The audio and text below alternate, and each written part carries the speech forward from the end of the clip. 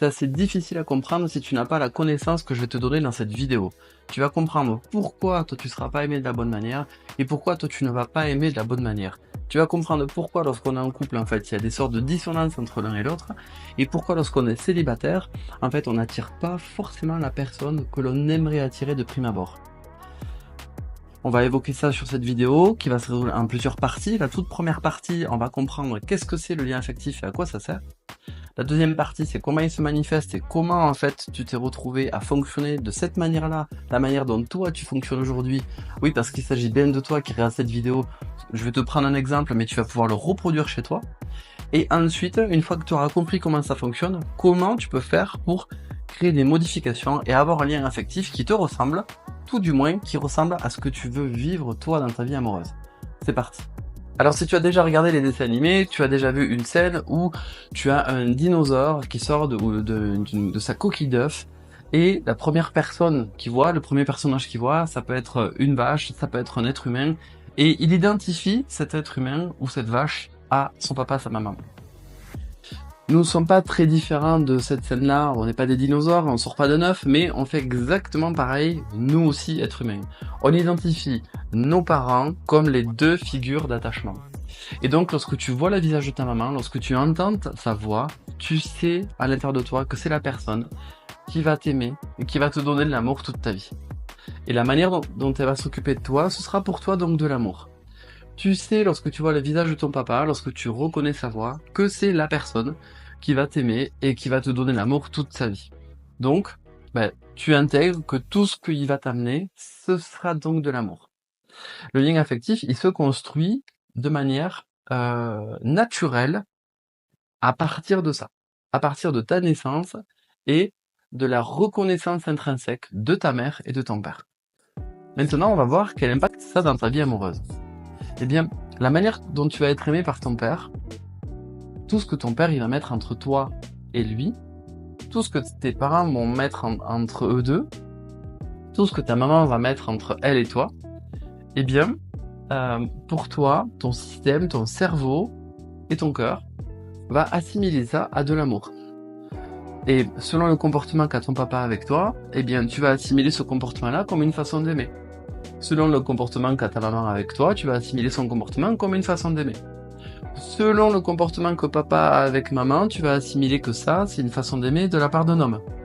Selon quel comportement a maman par rapport à papa, tu vas assimiler que ça, c'est la façon d'aimer d'une femme avec un homme. Et donc, tu vas créer beaucoup de raccourcis par rapport à ce que tu vois et surtout par rapport à ce que tu interprètes et aussi ce que tu ressens. Et la totalité de ces informations-là vont être stockées dans un espace à l'intérieur de toi qui définit c'est quoi le lien affectif. Dans ta manière d'aller chercher un partenaire plus tard, tu vas être très sensible à ça. Et donc, tu vas être très sensible à ce que ton partenaire ou ta partenaire te permette de retrouver l'ambiance affective créée par papa et maman. L'ambiance affective créée par papa et l'ambiance affective créée par maman. C'est pour ça que tu vas souvent te retrouver dans des schémas répétitifs, tu vas souvent te retrouver avec le même style de personne, et tu sais absolument pas pourquoi, mais des fois, tu dis mais c'est fou, je vais toujours vers le même type de personne, alors que j'ai envie de changer, c'est comme si c'était plus fort que moi, je ne me l'explique pas. Comment on peut faire pour changer ça? Alors moi, ça fait maintenant de nombreuses années que je travaille à partir du lien affectif. Un psychiatre de l'époque, de 1960, qui lui a défini la théorie de l'attachement à partir du lien affectif. Bowlby, il a décrit les corrélations entre la manière dont les parents répondent aux besoins des enfants et la manière dont se développe le lien affectif. Partant de là, si le parent ne répond pas aux besoins des enfants, la non-réponse devient indispensable pour ce besoin, pour créer le lien affectif. Et donc, tu comprends que là, il peut y avoir aussi des mauvaises façons de répondre aux besoins. Et donc des mauvaises façons de nourrir le lien affectif. Exemple, si un enfant ne reçoit pas de marque d'affection, ne pas recevoir une marque d'affection devient donc un ingrédient pour être aimé. Donc, tout au long de sa vie, il va faire en sorte de continuer à ne pas recevoir des marques d'affection. Il va se sentir donc vivant parce que tout ce qu'il aura reçu tout au long de sa vie fera donc partie de son identité. Et il s'agit bien donc de comprendre que c'est dans ton identité que ça s'inscrit, tout ce que tu reçois comme marque d'affection et la manière de répondre à tes besoins de tes parents, crée chez toi des sillons de fonctionnement dans ton cerveau qui permettent à certaines émotions de traverser ton cerveau, à certaines émotions de définir tes comportements, et donc tu vas te mettre à réagir à certains contextes, certaines stimulations. Tu comprends là aussi que si tu es habitué à des émotions de colère et de tristesse, si tu as été entraîné à ce genre d'émotions, à ce genre de contexte, tu auras besoin de les garder, de les retrouver autour de toi pour te sentir toi-même, pour te sentir être vivante. C'est pour ça que c'est fondamental de s'intéresser au lien affectif parce que là-dedans, nous aurons toutes les réponses. Là-dedans, nous aurons la totalité des réponses de ton schéma émotionnel pour toute ta vie. Là-dedans, nous aurons les réponses de la totalité de ce qui te fait craquer pour quelqu'un pour toute ta vie. Et nous aurons aussi la totalité des réponses de ce que tu vas nourrir dans ta vie de couple et que tu vas faire en sorte de retrouver dans ta vie à deux pour toute ta vie. Là-dedans, il y a le code, il y a ton code à toi qui regarde la vidéo sur qu'est-ce que tu vas reproduire lorsque tu seras en couple, qu'est-ce que tu vas t'obliger à ressentir lorsque tu seras en couple, qu'est-ce que tu t'obliges à ressentir alors que tu es célibataire et que tu veux chercher un partenaire, et qu'est-ce que tu t'obliges à ressentir lorsque tu te retrouves toute seule face à toi, tu peux être célibataire ou en couple, et qu'est-ce que tu vas aller chercher comme émotions qui peuvent structurer ta blessure. Tout est là. Donc maintenant, je vais te donner un exemple de comment se manifeste un lien affectif. Pour cet exemple-là, tu comprends que là, je vais moins rentrer dans le détail, je vais te montrer un petit peu comment ça structure, et surtout, je vais le faire de façon hyper simple. Tu peux le faire maintenant pour toi, tu mets la vidéo sur pause, va chercher une feuille et un stylo, et tu vas juste faire un tableau avec 2 colonnes. C'est parti, mets sur pause, je t'attends. Alors donc, pour cet exemple, on va prendre donc l'exemple d'une personne qui donc va me décrire le comportement, l'attitude, comment ça s'est passé avec papa et maman dans son enfance. Si je prends la partie donc de maman, cette personne-là va me dire, écoute, maman, c'est quelqu'un qui a toujours été là. Et je vais écrire exactement ce qu'elle va me répondre de façon spontanée. Je vais pas couper le flux spontané de ce qui lui vient. Dis-moi, qu'est-ce qui te vient quand tu penses à maman? Quel était ce trait de personnalité? Quelle est sa manière de t'aimer? Comment est-ce qu'elle a exprimé l'amour avec toi? Comment est-ce qu'elle s'est comportée avec toi? Dis-moi tout ce qui te vient là-dedans. Et donc voilà ce qu'elle me répond à cette question. Donc, elle a toujours été là. Elle était donc à l'écoute. C'est quelqu'un, en fait, on peut compter dessus.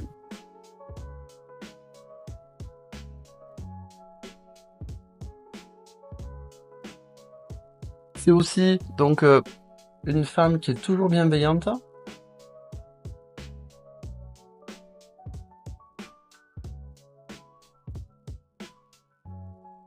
Elle est très discrète.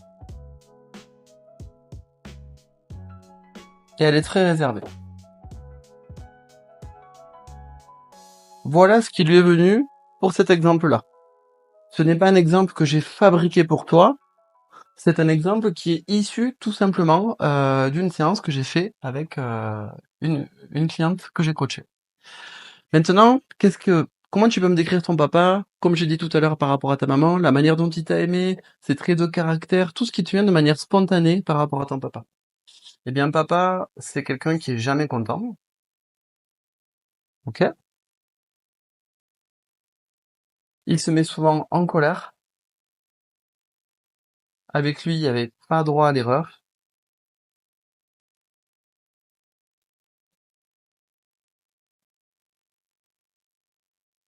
Ensuite, il a fait en sorte qu'on ne manque de rien.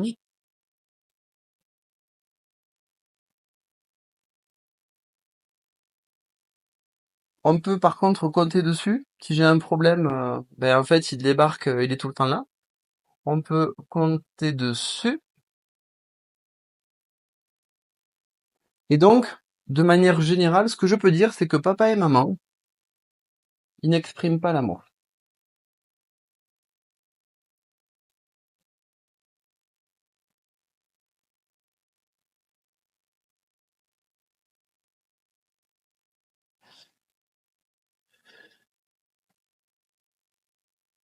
Ils ne disent rien,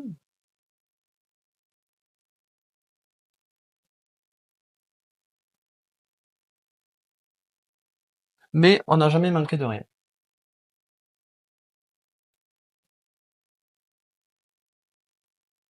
Voilà. Donc voilà ce qui est venu.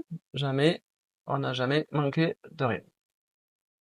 Voilà ce qui est venu de manière spontanée lorsque j'ai posé ces questions-là. Toi, tu vas noter, tu as déjà noté certaines choses sur ta feuille. Tu as noté ce qui t'est venu pour maman, sa manière de t'aimer, sa manière d'être, ses traits de caractère, ce qui te vient de manière spontanée par rapport à maman.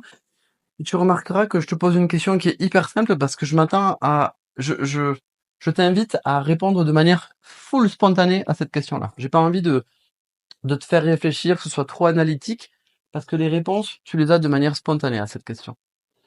Pareil pour papa. Quels sont ses traits de caractère? En fait, quelle est sa manière d'aimer? Comment est-ce qu'il fonctionne avec toi? Voilà, qu'est-ce que tu peux en ressortir? Ok. Donc, voilà ce qui est ressorti pour papa et pour maman, pour cette personne-là. Maintenant, je vais te donner les traits de caractère, comment s'est constitué le lien affectif pour ma cliente. Donc là, toi. Eh bien, c'est assez facile. Je vais prendre ce qu'elle a reçu de papa, je vais prendre ce qu'elle a reçu de maman, et donc, je vais pouvoir compléter. Et donc, cette cliente, elle n'était jamais, elle n'est, pardon, jamais contente. Elle se met souvent en colère. Elle n'a pas droit à l'erreur.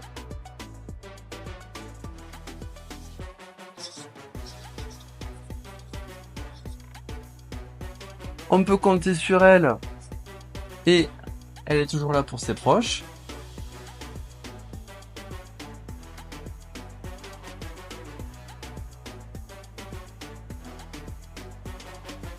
Voilà, je mets toujours là.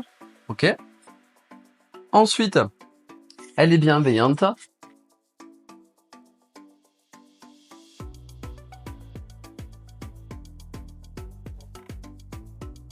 Discrète, réservée.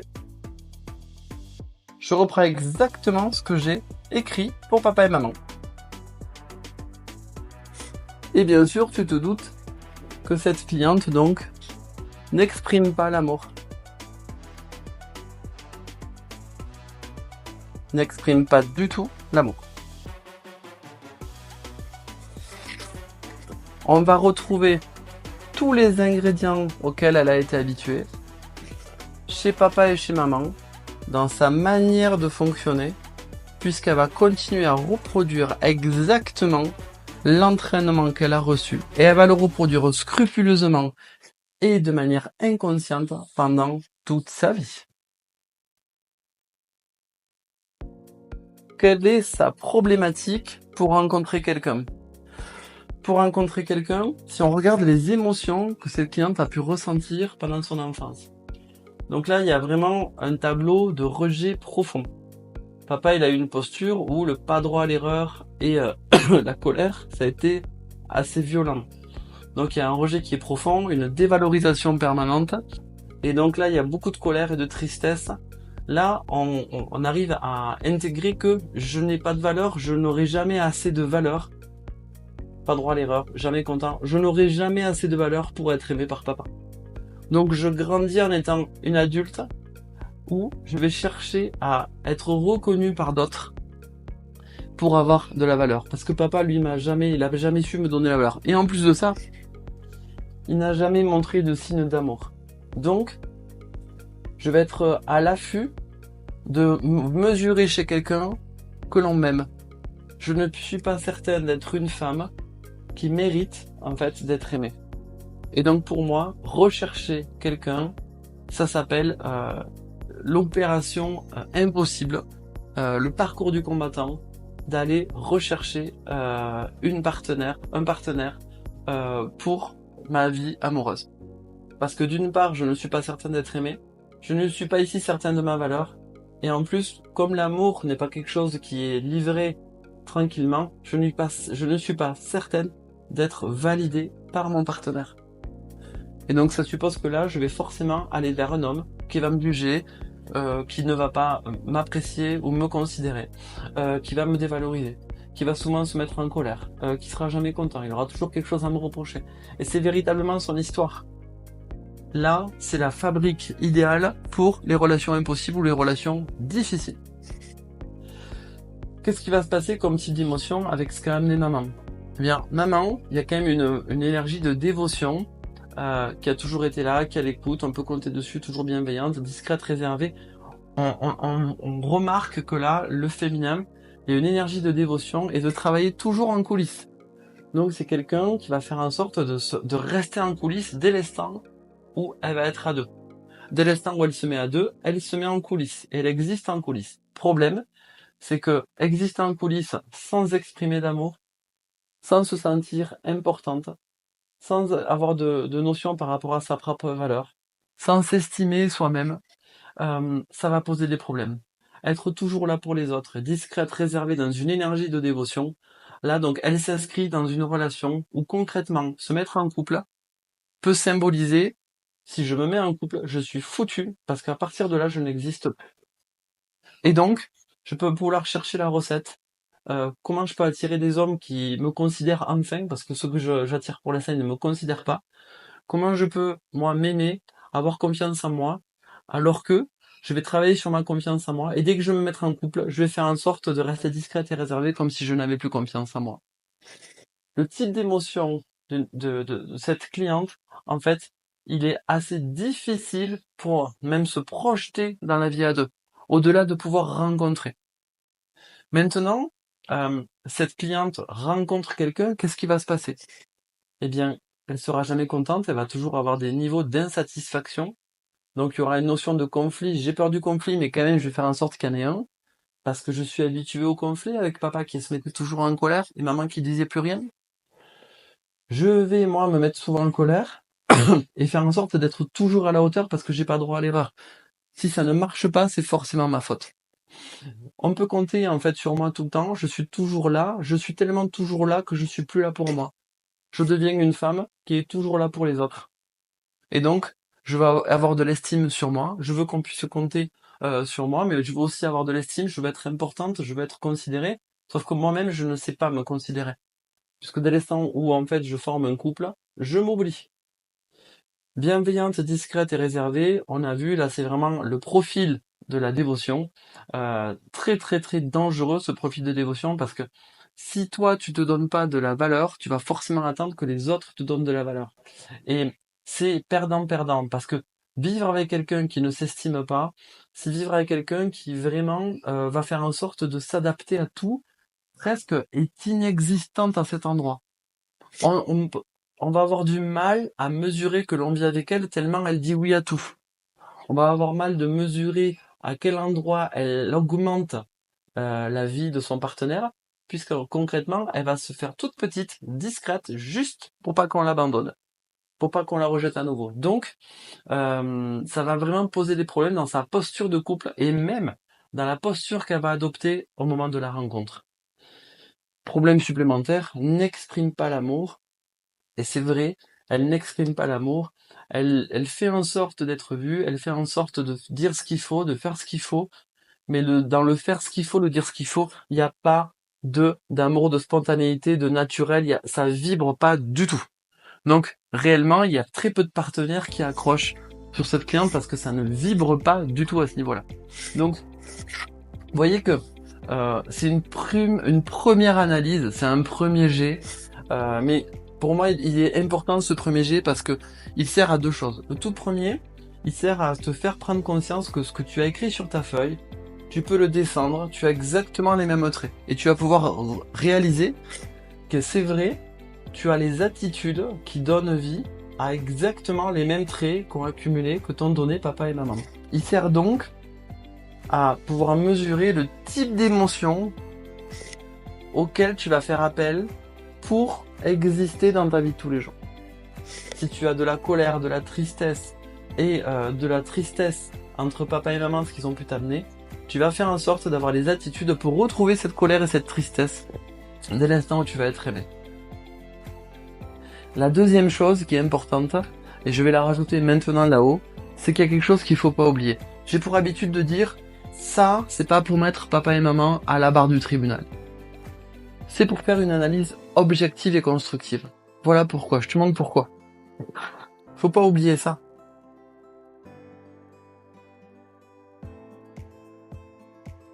C'est qu'il y a eu aussi un papa et une maman pour ton père, un papa et une maman pour ta mère, qui ont insufflé des ingrédients, des postures, des attitudes affectives qu'on va retrouver. Ça demanderait de faire une analyse beaucoup plus profonde du côté de ta maman si on voulait vraiment connaître ce qui s'est joué pour elle, et beaucoup plus profonde par rapport à ton papa si on voulait vraiment jouer comprendre ce qui s'est joué pour lui. Mais comprends que t'es dans un système affectif. T'es dans le système affectif qui comprend aussi tes grands-parents, mais tes arrière-grands-parents, et sur 2 lignées. Ça veut dire que toi, tu es véritablement ici la suite logique, et c'est à partir de toi que maintenant tout va se jouer. Est-ce que tu reprends tous ces ingrédients et tu les perpétues à tes enfants? Est-ce que maintenant tu intègres ces ingrédients et maintenant tu en crées de nouveaux? Car c'est bel et bien là l'enjeu de pouvoir connecter à quelqu'un qui te correspond, parce que tu veux connecter à quelqu'un qui te correspond et lui proposer un vécu affectif qui n'est absolument pas le même que celui que tu portes. Donc il est bel et bien important là que tu comprennes que ce que tu dois définir pour la suite, c'est à la fois intégrer ce que toi tu as vécu et pouvoir créer des ingrédients qui nourrissent pleinement l'histoire que tu veux vivre. Parce que dans l'histoire que tu te racontes de ta vie amoureuse, il n'y a pas ces postures-là. Dans l'histoire que tu te racontes de ta vie amoureuse, les 2 personnages dont toi ne fonctionnent pas avec ça. Et c'est important que toi tu puisses définir exactement ce dont tu as besoin. Ce que tu veux en fait utiliser pour créer le lien affectif et donc le lien amoureux qui est alimenté par ce lien. Attention, attention, attention. Lorsque nous sommes en couple, nous nous aimons très mal et c'est normal. Regarde. Ils n'ont pas la même façon d'aimer. Et pourtant, ils ont vécu une vie amoureuse. Ce sera exactement pareil avec le partenaire que tu vas connecter. Ce sera exactement pareil dans ta vie amoureuse. À toi, tu ne feras pas exception de ça. C'est-à-dire que les ingrédients que tu as reçus, qui constituent la recette de l'amour pour toi, de manière inconsciente, ne seront absolument pas les mêmes avec les ingrédients qu'a reçu ton partenaire. C'est donc important de considérer que ton partenaire aura des besoins différents pour alimenter son lien affectif que les tiens. Donc, conçois que ta manière d'aimer, c'est pas forcément la bonne, mais comment avoir la meilleure manière d'aimer? Ce sera à travers l'expérience, la communication et surtout laisser de l'espace et pas aller se disputer à chaque fois que l'on se donne pas ce que l'on attend de l'autre. Comprends que forcément ce que tu vas recevoir de l'autre ne correspond pas à l'identique à ce que tu as reçu et ce que tu connais du lien affectif. C'est hyper important que tu aies cette connaissance-là de toi et que tu puisses travailler à ce niveau-là, au niveau du lien affectif. Quand tu sais ça de toi, quand tu sais exactement déterminer ce que tu veux vivre dans ta vie amoureuse, qui n'est pas du tout alimenté par ce que tu connais habituellement, tu es donc capable de définir d'autres manières, d'autres attitudes, d'autres comportements qui vont nourrir le nouveau lien affectif que tu veux vivre, pour donner autre chose que l'équation papa-maman, mais pour donner la relation exceptionnelle que tu veux vivre. Tant que tu n'es pas au clair là-dessus, tu peux recevoir tous les conseils que tu veux. Tu peux aller voir toutes les manières d'aimer. Tu peux aller chercher exactement comment fonctionne l'homme et la femme de manière inconsciente. C'est là-dedans que toi, tu vas te mettre. Tu as besoin de ces émotions et tu as besoin de ces ingrédients-là pour exister. J'espère que cette vidéo, elle t'aura permis de prendre conscience de ton propre schéma. Il ne te reste plus maintenant qu'à définir exactement les attitudes et les comportements que tu veux retrouver dans ton lien affectif et de les nourrir de tout ton être.